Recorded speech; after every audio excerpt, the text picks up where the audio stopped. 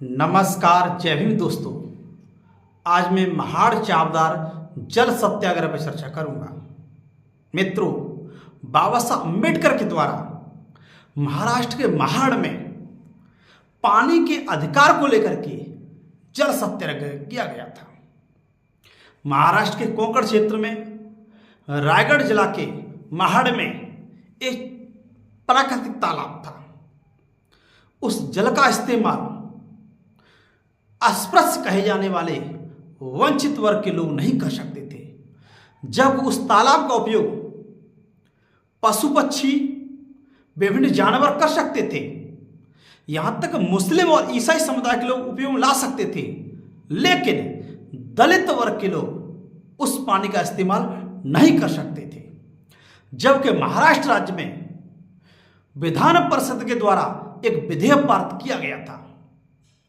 इस विधेयक में प्रावधान था कि जो प्राकृतिक संसाधन है उसका इस्तेमाल समाज के सभी वर्गों के लोग कर सकते हैं, लेकिन जो महाड़ तालाब था, चावदार तालाब था, उस तालाब के जल का इस्तेमाल दलित वर्ग के लोग नहीं कर सकते थे।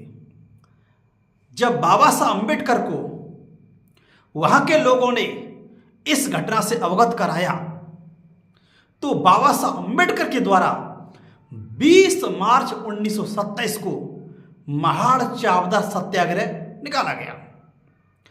इस 20 मार्च 1927 को महाड़ सत्याग्रह में बाबा साहब अम्बेडकर के द्वारा नेतृत्व किया गया था और बाबा साहब अम्बेडकर ने कहा था कि प्राकृतिक संसाधनों का इस्तेमाल, नदियों, घाटों, तालाबों का इस्तेमाल करने का अधिकार समाज के सभी वर्गों का है।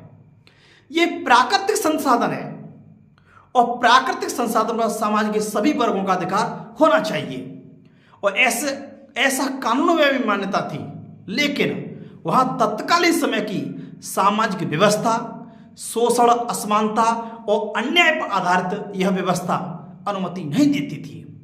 विशेषता तो यह है कि पशु पक्षी इस्तेमाल कर सकते थे, तत्कालीन समय में अन्य धर्म के लोग इस्तेमाल कर सकते थे, लेकिन अछूत, अस्पृश्य और दलित कही जाने वाली जातियों को जल के इस्तेमाल की अनुमति नहीं थी।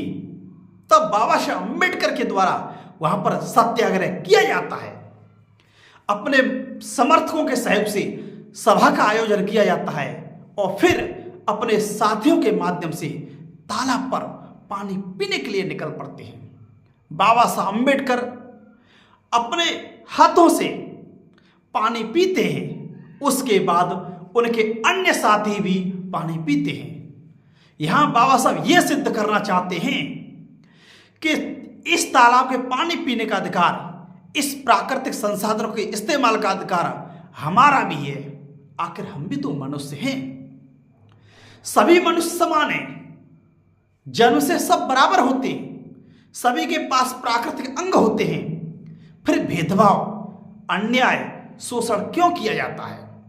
बाबा साहब ने यहां भाषण में कहा था, अब तक हमने इस पानी का इस्तेमाल नहीं किया तो हम प्यासे नहीं मर गए थे, हम इससे पहले भी जीवित थे, लेकिन हम ये सिद्ध करना चाहते हैं कि आखिर हम भी मनुष्य हैं, हमारा भी मानवीय अधिकार है, हमारी भी डिग्निटी है और इस प्राकृतिक जल का इस्तेमाल हमको भी करने का अधिकार है।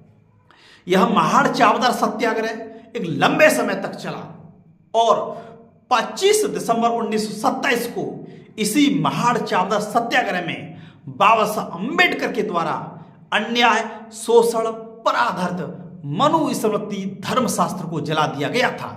इसमें बाबा साहब अम्बेडकर ने सहस्त्र बुद्धे और चित्र जैसे अपने सवर्ण ब्राह्मण सहयोगियों को भी सहायता ली थी। इस तरह से बाबा साहब ने महाड़ चावदार सत्याग्रह में एक और पानी के अधिकार को प्राप्त किया तो दूसरी ओर अन्याय, शोषण और सामंती व्यवस्था को जन्म देने वाली मनुस्मृति ग्रंथ को भी जला दिया था। इस तरह से हमें जो सम्मान, गरिमा और स्वाभिमान वाली जिंदगी देने वाले बाबा साहब अम्बेडकर धन्य हैं।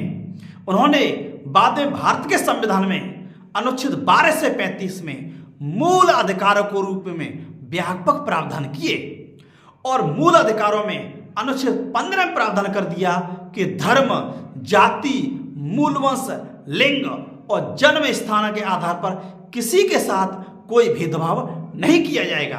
अब इसको संरक्षण देने के लिए SC/ST अट्रॉसिटी एक्ट 1979 पारित किया गया था।